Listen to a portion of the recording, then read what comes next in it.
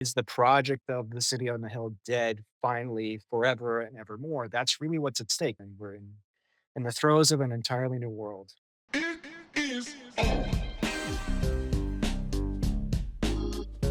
Hi, everybody. Obviously, the big news of this week is the Trump administration's military operation in Venezuela and the capture of its leader, Nicolas Maduro. So I convened a panel of experts to break down what happened and where this is headed, largely because I don't understand it, and there's all these conflicting reports, including from the Trump administration itself. Luisa Palacios is the managing director of energy transition finance at the Center on Global Energy Policy and the former chairwoman of the Citgo Petroleum Corporation. Alejandro Velasco is a professor of Latin American history at NYU. And David Sanger, who I've known for a long time, especially around issues around cybersecurity, is the White House national security correspondent at the New York Times. This is an essential episode for anyone who really wants to understand what is happening in Venezuela right now, and it is confusing, so keep watching. Luisa, David, and Alejandro, thanks for coming on. Thank you, Kara, for having us. Great to be with you or back with you, Back Kara. with me. Yeah. Great. Okay. First, we're recording this on Tuesday after the world's had a few days to digest what happened in Venezuela over the weekend. Let's start by getting each of you to give us your top line analysis of what we're seeing in Caracas. David, you go first, then Luisa, then Alejandro. Well, first, I think we've seen the real assertion in the real world of the Trump corollary to the Monroe Doctrine.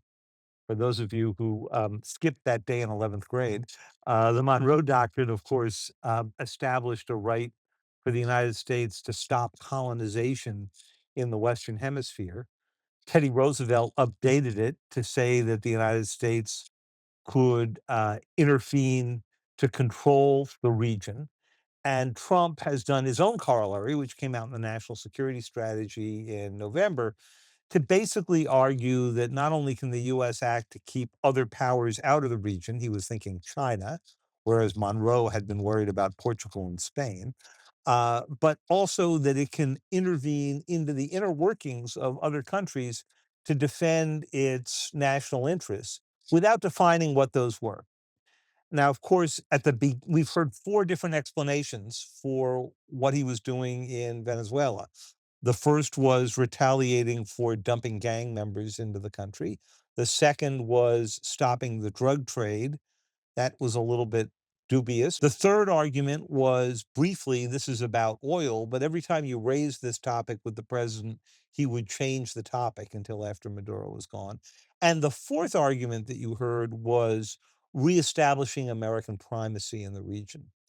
And now, what you have heard in the days since Maduro was seized, in what Marco Rubio, the Secretary of State, calls a law enforcement action, is a discussion that this may not be the end, that the US could assert the same rights about Colombia, even about Greenland, a topic that came up a year ago when I asked the president before he was inaugurated at a press conference whether he was willing to use military force to take Greenland or the Panama Canal.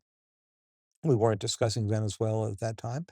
And the question now is, has Donald Trump returned the United States to a sort of 1890s use of force, gunboat diplomacy, Right. but also restored a sense of spheres of influence? Which would And be what splitting up the message, world. yeah, what message would Xi Jinping or Vladimir Putin take from this set of actions? Okay, great.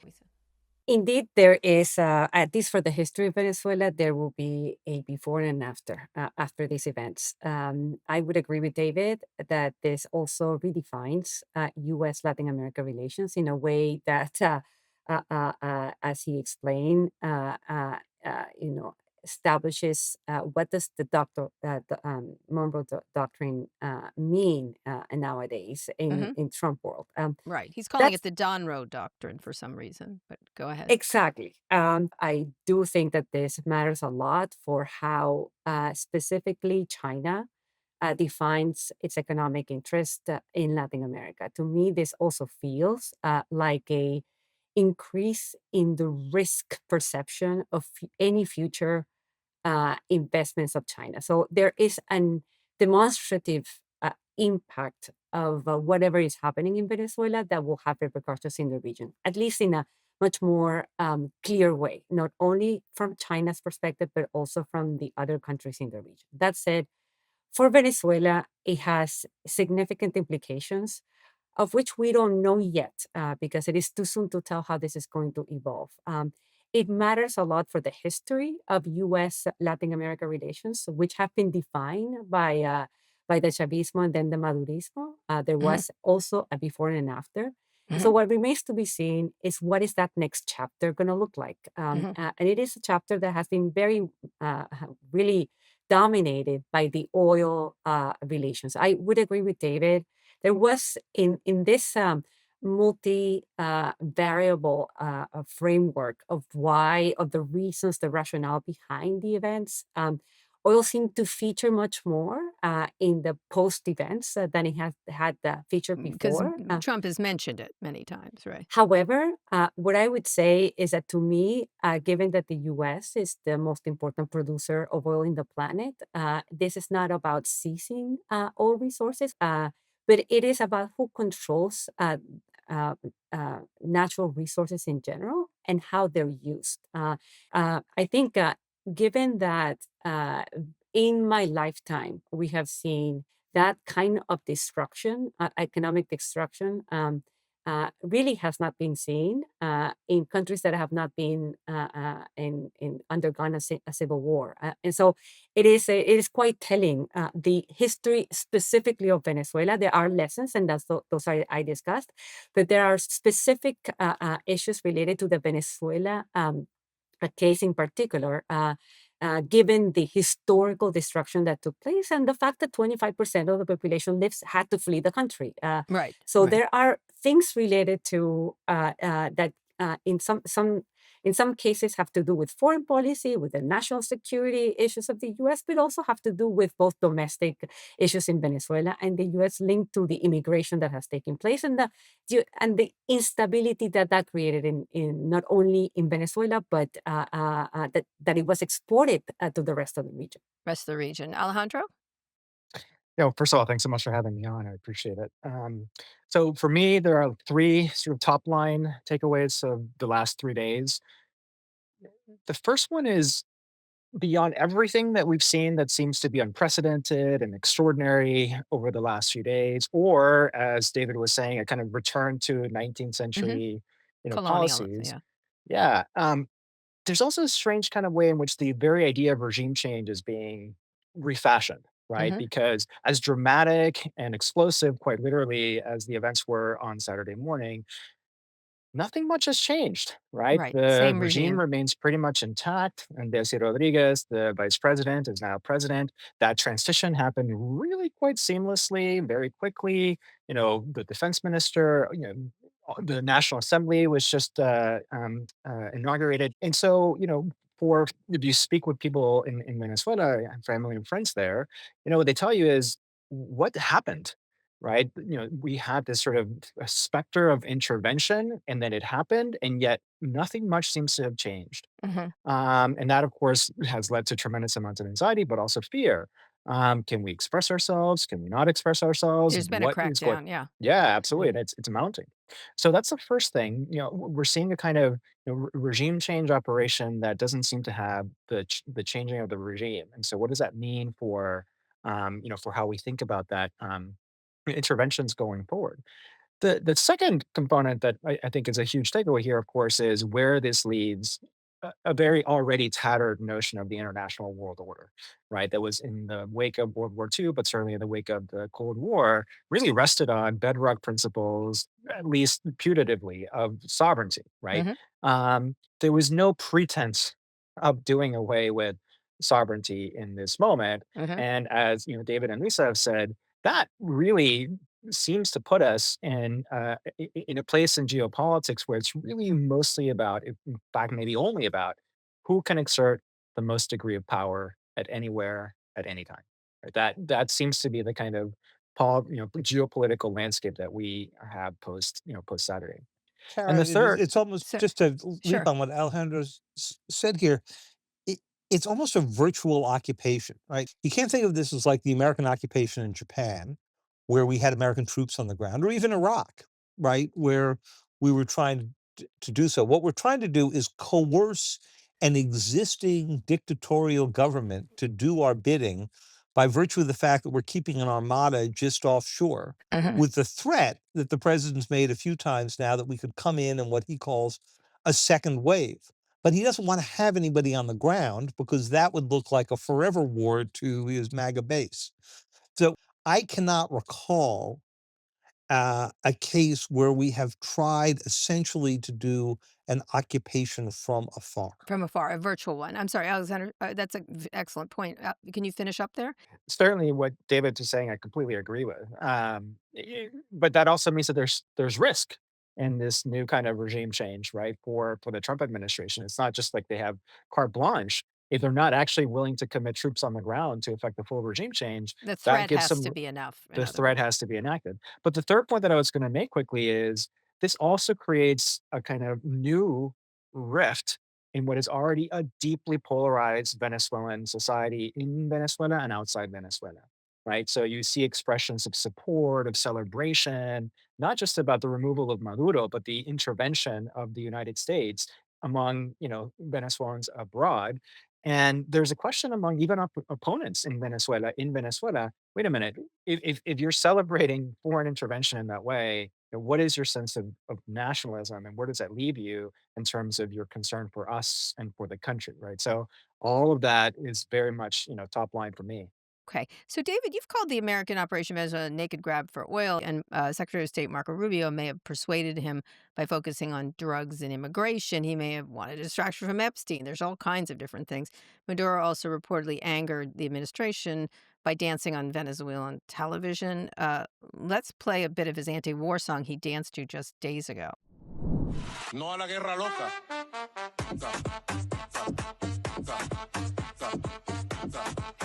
No crazy. No crazy girl. No. All right, no crazy war. So, based on your reporting, what are the real reasons for sending the military from your perspective? It's a really great question. I mean, I think that because there was an active indictment against him, they had an easy pretense for the first part of the operation, and as usual, it's that showy part of the operation that everybody is sort of focused on, and it was done with remarkable efficiency. I think the president and Secretary Hegseth are probably right in saying no other country could have pulled that off in 2.5 hours, the way they did. Um, what that doesn't explain, and what the indictment doesn't explain, is how you then make a claim to run the country, be in charge, and have access at your own definition to Right, the if you're oil. just trying to arrest a guy, right? Right. Right. And that's where the pretense or the legitimate goal of arresting him, similar to the Noriega event in Panama in 1989, runs into the reality of the new Trump corollary to the Monroe Doctrine, and the seizure of the land. And that's the part the administration hasn't even made a particular effort to defend. One last quick point here: if they had wanted to have the pretense of restoring democracy, then they would have said, that Edmundo Gonzalez, the winner of the 2024 election, is now restored as president because the United States recognized him as a legitimate winner of the election in 2024. But they made no effort to even try to go do that. Put him there. We'll get to who's running the place in a minute. But as you've noted, one of the main stated rationales for his claim is Venezuela, quote, stole American oil. Luisa, briefly walk us through the U.S.'s involvement in the Venezuelan oil industry, both before and after it was nationalized in 1976. And tell us what you make of Trump's claim that Venezuela stole American oil. Kara, I don't know that he's referring to the 1976 nationalization of oil. I think he's referring more to the 1990s expropriation of assets. I think that's where we're really talking about. And yes, there were significant investments that took place in Venezuela. Exactly the same companies that were nationalized in the 1970s did come back in the 1990s and invested, yes, billions of dollars. The US companies were not the only ones. There were major European countries, regional Latin American companies, and they were all expropriated. There are about 60 international arbitration claims against Venezuela and the Venezuelan regime. But it doesn't end there. I mean, those are the 60 that we know about. At the same time, there have been 5,000 companies from also private companies in Venezuela by Venezuelans that have been nationalized, expropriated, or confiscated. So it is those claims have to do, or that statement, in my view, is the interpretation is that this is about the unpaid claims of all Hmm. those expropriations that took place in the 1990s. Some of those have been written down by those companies too. The assets have been already Some o accounted some for. of them, some of the 60, have been written down, some of them have been negotiated, some of them, have been paid. You still have about $20 billion in unpaid expropriated claims. But he goes further than that, right? I mean, what he's saying is not obviously who knows what he means at the end of the day. But what he's saying is not just about assets and companies. It's that is our oil. It goes back to the the kind of the dark humor jokes of like how did American oil end up underneath the sand of Iraq or something like that, right? It goes beyond that, and it speaks to what David was describing before, which is much more about a sense of this is our hemisphere, and we therefore can do what we want. The energy stability and independence, not of the United States but of the hemisphere, means that our resources of the hemisphere fall under our orbit. That's an Or entirely, I mean, I don't want to still lose sight of the legal claims that right. Luis mentioning, but I think this goes beyond that. Right. So let me ask you also to the history of Chavismo, the left-wing anti-imperialist populist movement started by Hugo Chavez and the country's descent into this. Why don't you start, Alejandro, just very briefly explain what Chavismo is? So Chavismo was a political project, or is, who knows where it is now, political project that started, whose namesake was Hugo Chavez, who was a military officer in Venezuela who staged the unsuccessful coup attempt in 1992 at a moment when Venezuela's economy was not in good shape, when its institutions were deemed as very corrupt by many. Then he spent a couple of years in jail. He was pardoned, was released, and then mounted a successful electoral campaign, basically on the premise of we're going to refound the country along more participatory lines. We're going to have folks who had not been included in the previous political systems or felt like they had not been included in the political system now are going to participate. Now, you mentioned, of course, that I think what we think of Chavismo today as an anti-imperialist socialist is in fact the case, but it's an evolution into that process. When Chavez first came into office, his primary premises were participatory democracy, creating a more participatory state, and the oil economy that had been privatized or reprivatized, as Lisa said, in the 1990s. It was only later that we began to see, as revenues began to come in after Mhm. 2003, 2004, the invasion of Iraq, the tremendous growth of China, and the sort of sucking of world resources by China, that Chavez is tuned to switch much more vocally to socialism, and especially after an attempted coup against Chavez in 2002 with US support, anti-US, anti-imperialism. Right. And then that became the major sort of hallmark of Chavismo. When Chavez died, still very popular, he just won massively elections in 2012. He was sick of cancer at the time. He dies in 2013. He appoints Nicolas Maduro, who wins snap elections with a tiny razor thin margin. That also coincided with the collapse of oil prices in 2014. And that was a moment when what remained of Chavismo in terms of the distribution of Right. resources to the poor, some semblance of participatory politics, that begins to collapse. And the reality is that that was all set up by the availability of oil. Without oil, the only thing that Maduro really had to go on was concentration of power through repression alone. So this regime became absolutely repressive only on the basis of wanting to stay in power. And of course, it created this very tense situation where more repression meant we don't want to leave power. Right, which they kept there. So Trump, David said that U.S. will run Venezuela. Marco Rubio, walked that back and said the U.S. will be running policy and it'll use leverage to enforce its will. And then Trump doubled down and said the country had to be, quote, nursed back to health and that he was in charge. Both agree that Delcy Rodriguez, Maduro's former vice president and now the interim president, should run Venezuela as an American client state, essentially. What's happening here and what vision will win out, I guess? How should we understand the strategy if the goal is to entrench the Maduro regime just without Maduro? So I think hard to read between the two of them because one thing we've learned about Secretary of State Rubio is that he tries very hard not to show any daylight between himself and the president. And that's been his big struggle because he obviously came to office with some quite different views. He appears to have won out in this case. He was the one pressing for acting against Maduro and so forth. But I think he was trying to give this less of an imperialistic tinge, and the president, always wanting to go sort of demonstrate his own power and American power, feels like he's got to get out and say, we're in charge, which is exactly what he said on Air Force One coming back from Florida. So the question is, can you be in charge without being on the ground? And for now, they're going to try that experiment, clearly, because we're not on the ground, other than we think a relatively small CIA presence, but we don't have big American troops on the ground.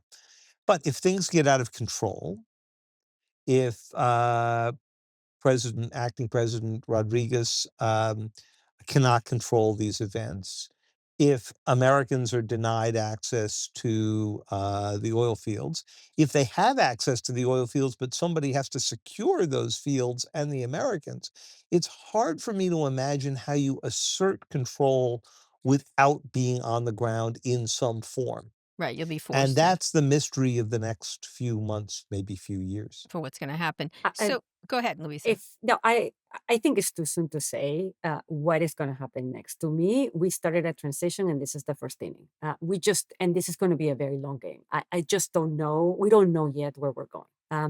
That said, the most important producer in Venezuela, the most important non-state-owned producer in Venezuela is Chevron.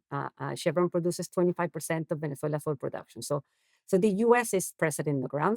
And there are foreign companies like Repsol, ENI, that are in Shell that are present on the ground. So it's not like everyone left. Some people decided to stay, and some of the companies that remain there. I think this is about also Venezuela is exporting about 800 to 900,000 barrels per day, most of which go to China through black market routes in a highly discounted way. Robbing the Venezuelan people of access to the oil rents. And so I do think that there is a scenario, whether, and I think Dave is completely correct in this. This is, to me, what we need to see next is how that relationship between the U.S. government and interim President Rodriguez pans out. And therefore, what happens to sanctions and what happens to the oil blockade.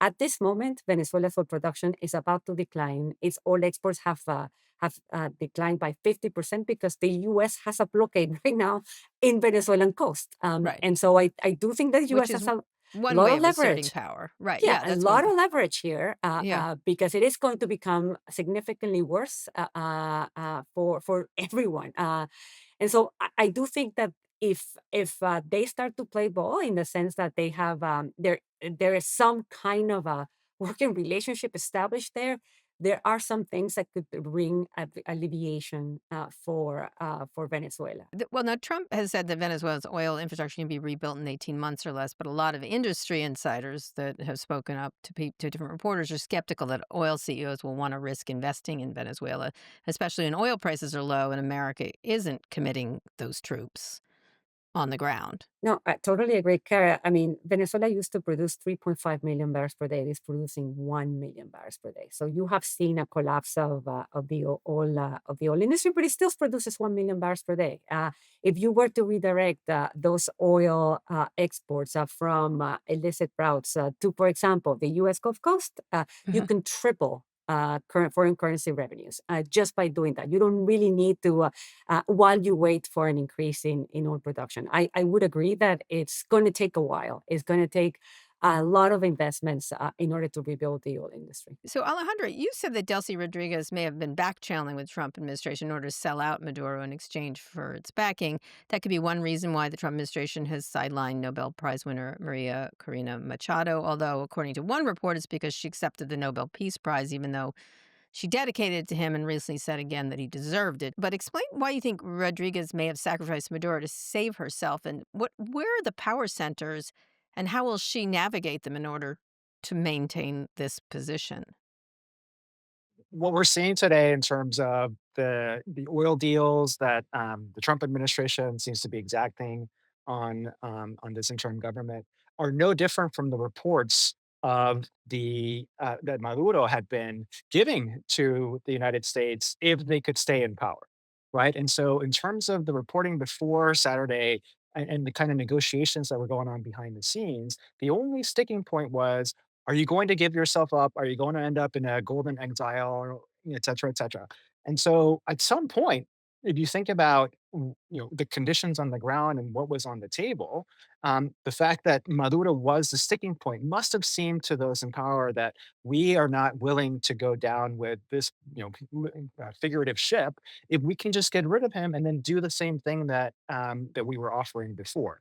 Now, to David's point, absolutely, and Lisa as well, it all will depend on whether, Luisa Rodriguez and the rest of the power players in Venezuela play ball. But they have a stake in playing ball, right? Mhm. If there is a kind of, if they're able to thread this line between doing Trump's bidding, but at the same time maintaining a kind of sense of sovereignty and independence, there could be significant, short term and quick improvements in the lives of Venezuelans that then they could reap the benefit of if eventually there were some snap elections, 6 months, 9 months, 12 months down the road, and they can say, hey, we still have the primary leverage here, and that is that we control the institutions, we control the armed forces, we control the police, we control the paramilitaries, right? Do you want chaos, or do you want this continued ramp of upward improvement? Because And there are a so lot of paramilitary activity. absolutely. And so, to my mind, yes, of course, the US is the most powerful army in the world. They have all this counterintelligence operations, both covert and conventional. As I was watching the videos, you have to assume that at least like one soldier somewhere might have tried to shoot a little, AK-47 Mhm. against, one of the helicopters that was low flying. There was none of that. No, so it And felt like and that, right, it felt rather cooked. So, David, speaking of that, Trump and Rubio might be able to achieve their goals through Rodriguez, perhaps. Maybe she kicks the Chinese, Iranians, and Russians out, stops sending oil to Cuba, stops cocaine traffickers and lets in American oil companies. It's also not hard to imagine total economic collapse and descent into chaos and violence. What happens then? I mean, what is the American military prepared to occupy a Latin American country? Well, I think one of the things we've learned about President Trump is he does not like the idea of leaving American troops on the ground, Mhm. right? Though he Think did of the mention it. He's like, "I have no He has problem." mentioned it, he's willing to use the threat. Mhm, He said, "I'm not scared of it," mhm, right? But the fact of the matter is, he got a lot of blowback from the MAGA forces when he was doing the Iran attack, and the Iran attack was the most standoff attack you could imagine. We were aiming at 3 facilities, hit them from afar, buried the uranium, went home, had dinner, right. right? Um, Doing this to a country, though, where you've decapitated it and you have a long-term project of the kind we've been discussing here, one that is not gonna be a matter of months, but a matter of years by every description I've heard, that's a different thing, because when that's going out of your control, the temptation is to say, well, the only way we can control this is by sending in troops Mhm, or advisors or something like that.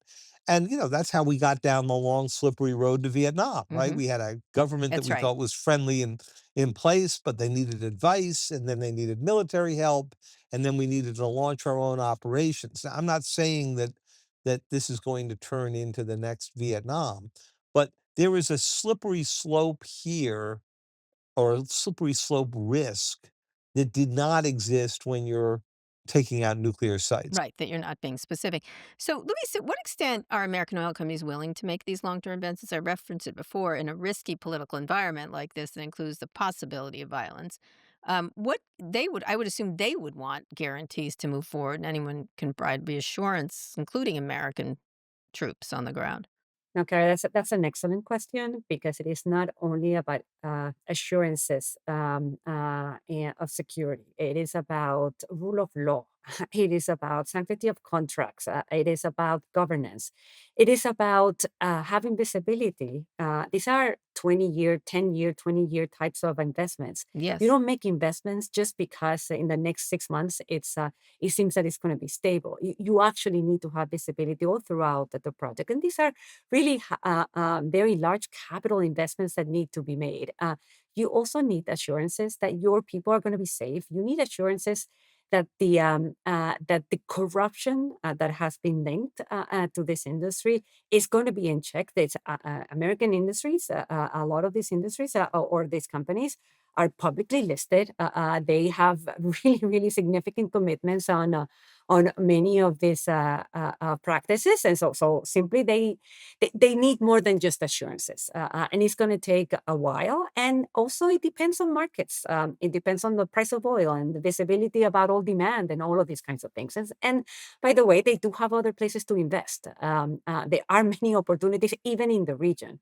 Venezuela is not even the first oil producer in Latin America. It is the number five. meaning why go to the trouble? It's just baffling, right? To think about what would be required not only to jumpstart or re-jumpstart the oil industry, but as Luisa was saying, all the assurances in the rule of law, in safety personnel. Now, to me, it seems, and I'd love to hear Luisa's thoughts on this, that the key player, of course, is the military. Hmm. And the military is so entrenched in every sector of Venezuela's economy, certainly the oil industry, that the trade-off here for them is, are we willing to not take a cut of the entire patrimonial state that we've had before? Are we willing to take a cut from the corruption as long as we're able to stay in power? Again, the only leverage, it seems to me, that the Venezuelan authorities have now is that they can keep control. Hmm. If they cannot do that, then what is the point even having this, the This pretense particular of regime. staying in regime? Right, staying in regime. So, one of the things that's lost here to me in this whole thing is the people of Venezuela. There's no timeline for elections, and Trump seems uninterested in restoring democracy. He never even mentioned it. It's usually they do, even if it's as a pretense. Rodriguez Just because it sounds good. sounds good, and you Yeah, never right. believe it. They did it in Iraq, they did it in Iran, they've Right. done it in Afghanistan. Rodriguez launched a crackdown under a state of emergency announced Monday, arresting journalists and repressing any celebrations over Maduro's uh, arrest. She's done a little tough guy stuff. David, first, your assessment of how Venezuelans living inside the country would react to all these scenarios: a prolonged Rodriguez presidency, an American occupation, and then free elections, which would bring back the candidate who did win the election. Well, you have 2 real, Venezuela And also experts. Machado is sort of the Right. wild card. You have 2 real Venezuela Okay. experts here, so I will not pretend to be, I'm gonna ask them expert on too. Yeah. its inner workings, but, um, there are a lot of people in Venezuela who, are perfectly happy to see, the back of Maduro, and I'm sure we're delighted to see him, walking in cuffs into the hearing, and the arraignment. But those same people may also react poorly just a few months from now if they believe that, in fact, this was all done in order to steal what they consider to be the one great resource of the country. You know, in the George H.W. Bush presidency and the George W. Bush presidency, both were accused of going to war in the Middle East in order to get oil. And neither of them actually got any oil, right? In this particular case, the president has been the one who has actually laid that out as an objective himself. Hmm. And it seems rather remarkable. But to him, it's unremarkable because what's American power for? It's for our commercial benefit. Right. Which has been a theme throughout. Go ahead, Luisa and Alejandro. Yeah, no, I appreciate David's comments. I think it will be very important for Venezuelans, as in the days and weeks to come, that they feel that they can return to the country, that they feel that they're These the are expatriates, people who've left. expatriates. Yes, Mhm. I mean, 25% of the population. So there are people that are that be in exile that don't even for 1 or 2 months. This is a very influx kind of population, but. I would say that the lives of the day-to-day people, that they can go out to the streets, that they can find food, that they can feel that they don't live in a police state. Venezuela, since last year's elections, the repressive apparatus of the state Mhm. has gone into Overdrive. steroids, Mhm. and so it is extremely relevant for both Venezuelans at home and Venezuelans abroad to believe that there are steps taken to dismantle the police apparatus of the state and that we are heading towards, as I said, that this is a transition and we're heading towards a different kind of political system. I do think that Venezuelans will be uh, are going to give the benefit of the doubt about announcing elections today. Mhm. But that has a window of opportunity that is not, in my That's not view, large. not very large. Yeah. Alejandro, just very briefly? Yeah, I wonder about how large that window of opportunity is. And I do think just from the expressions of, support or opposition over the last few days um, to the event over the weekend, as I was mentioning before, how deep this new fissure might be between Venezuelans abroad, some Venezuelans abroad, I should say. I mean, as I think Lisa was pointing to, there's a huge variegation of expat Venezuelans. Yes, some, exiled, some have to leave by force. It's, some who've been left more recently are darker skinned, poorer, and they don't really align very much with the lighter skinned, wealthier, more professional, Venezuelans who left, 5, 10, 15, 20 years ago.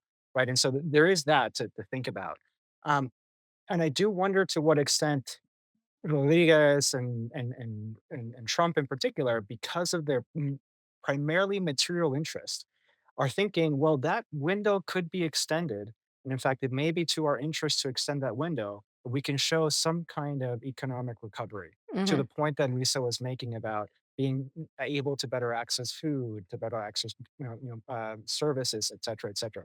If there's a sense of material improvement, I do wonder if they may not backfire on Maria Corina Machado and others, but they haven't, for instance, condemned or even slightly said much about, a US intervention in Venezuela. So I want to wrap up talking about some of the larger implications of the new reality.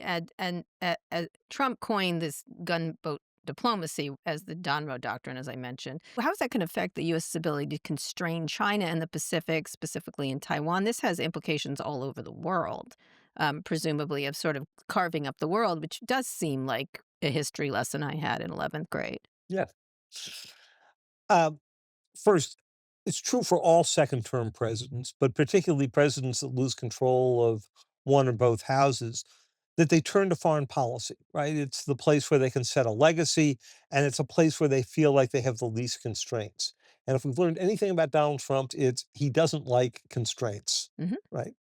Um, And now has this none and for and now. and and for now has none. But if he gets some in Congress and his domestic agenda gets stalled out, he's gonna become the all foreign policy president, and it's happened to others before.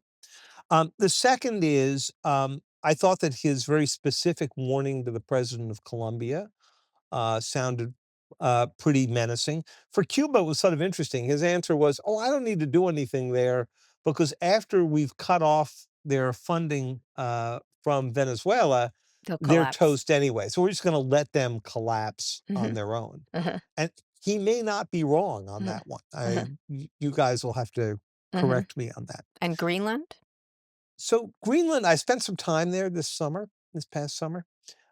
There's nothing to invade. It is a giant ice cap with a series of population centers, pretty small, along the coast. Um, the president, if he really wanted to take control of Greenland, has a legal easy way to do it that does not require the use of the Delta forces. Mhm. He can actually exercise provisions that are in the treaty signed in 1951. We had a series of, I think, 16 or 17 bases there at the height of the Cold War. We abandoned most of them. I went to see some. It's not pretty what happens to buildings in a Greenland winter if they are unoccupied. It would take some money to go get these air bases back and running, but the United States has the right under the treaty to go do that. Mhm. And one of the astounding questions is, why haven't we done that? Not during Trump, but earlier. Um, and so there's an easy way out. It's interesting that he would rather inflame the NATO allies by describing all the non-easy ways out. Right. Okay, which is typical, correct? Yeah. Trump has threatened Colombia, and Rubio is very clear about using Venezuela to affect regime change in Cuba. They seem keen to remake Latin America in their image. How does it compare to earlier periods of U.S. intervention? What lessons should we be paying attention to? First, Luisa, then Alejandro.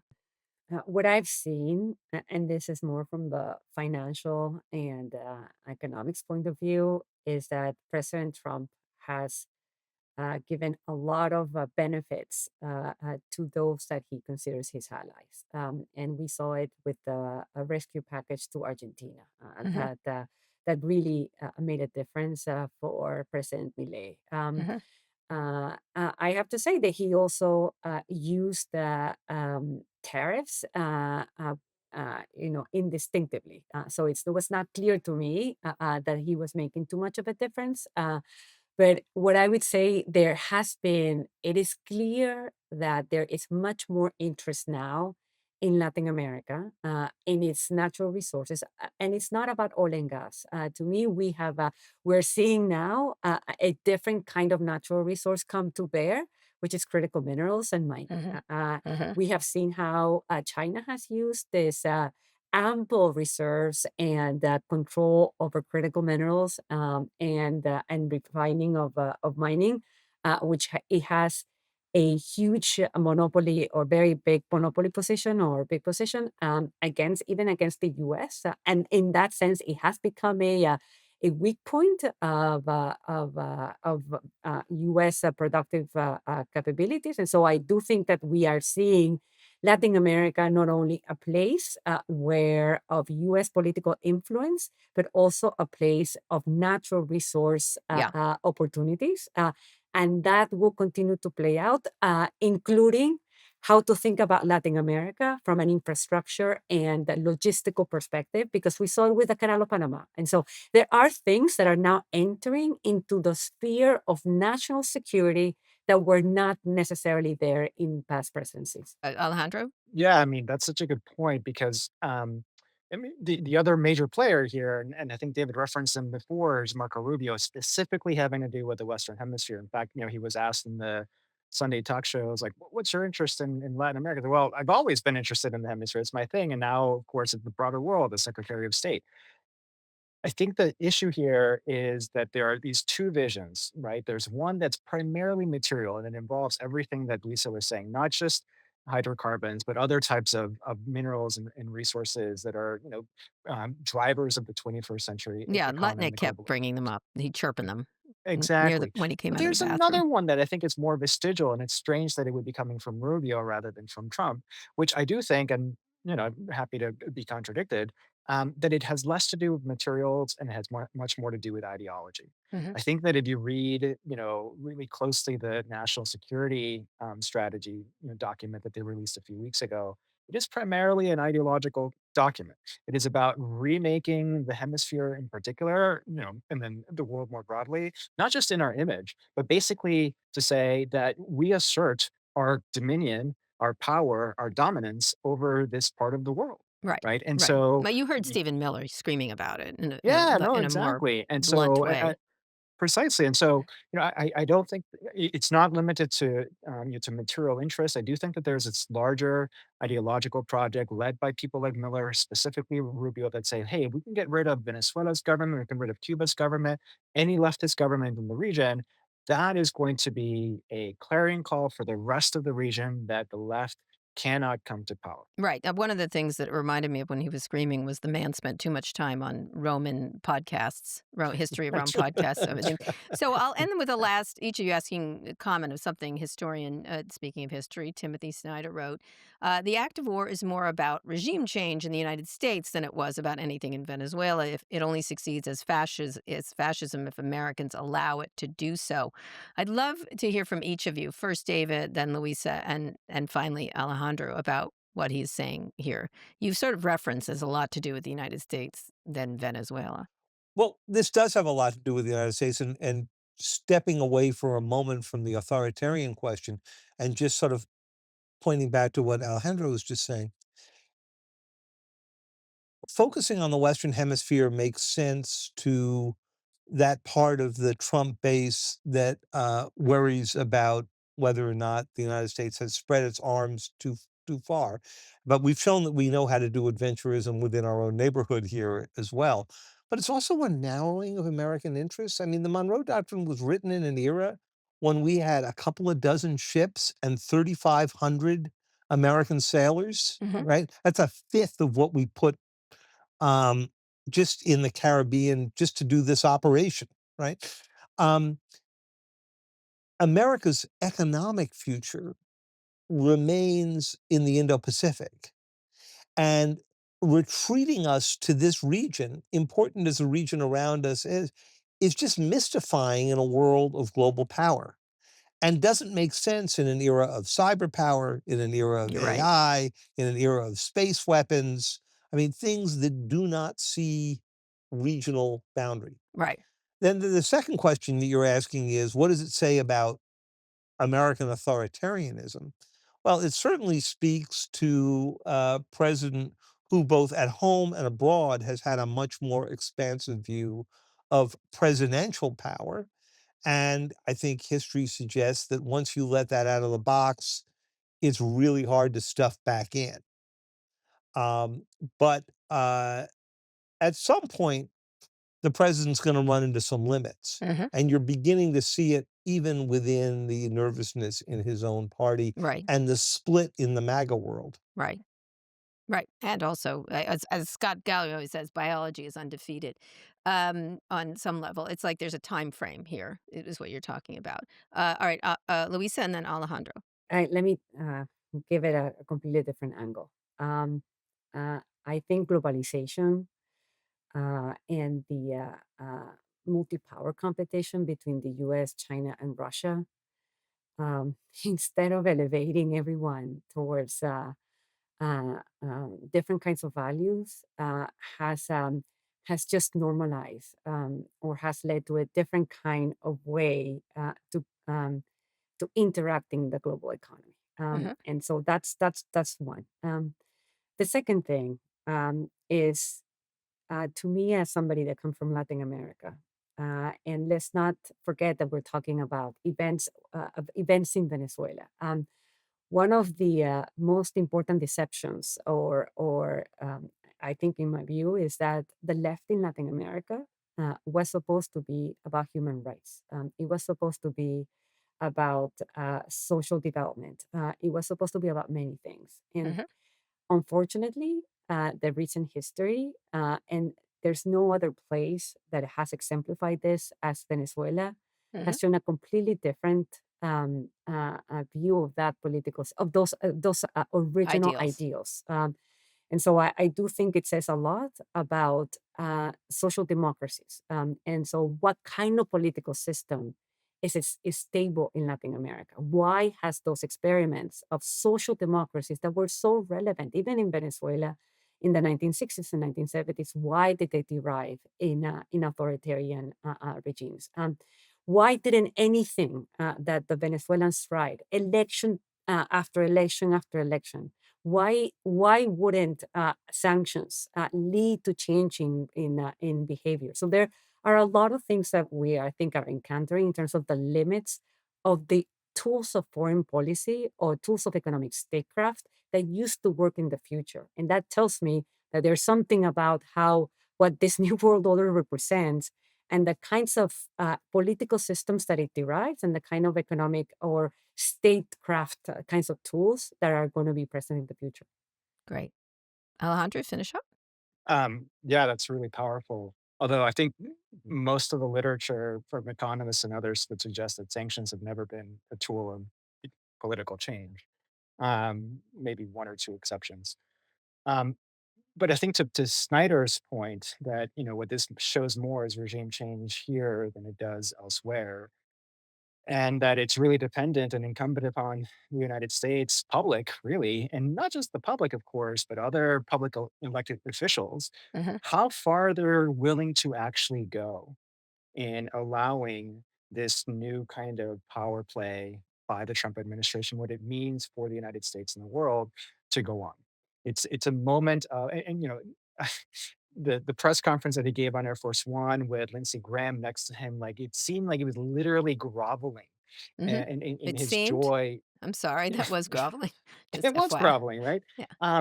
You know, we have, I think, been saying that the Republican Party is now Trump's party, Hmm. but this really, I think, what Snyder is pointing to is a moment of how far are you willing to go to sacrifice not just control over the White House, but really over the US position globally. I Yeah. mean, is the project of the city on the hill dead finally forever and evermore? That's really what's at stake. How could, China, if Xi Jinping yesterday, tomorrow goes and takes out Taiwan, under what position of credibility could the United States say that was wrong? There's none. And Europe too, right? I mean, they're kind of wishy-washy positions on what happened over the weekend. It really calls into question the viability of everything that sort of a liberal order has been standing on. And it's allowed to go on and continue, then absolutely it will be consolidated, and we're in the throes of an entirely new world. All right. On that note, fantastic. Well, this has been really fantastic and really substantive. I truly appreciate all of your thoughts. Thank you so much. Thanks. Thank you for having us, Kara. Today's show was produced by Christian Castro Vassell, Michelle Eloy, Megan Burney, and Kaylin Lynch. Nishat Kurwa is Vox Media's executive producer of podcasts. Special thanks to Catherine Barner. Aaliyah Jackson engineered this episode, and our theme music is by Trackademics. Thanks for watching. See you on Monday.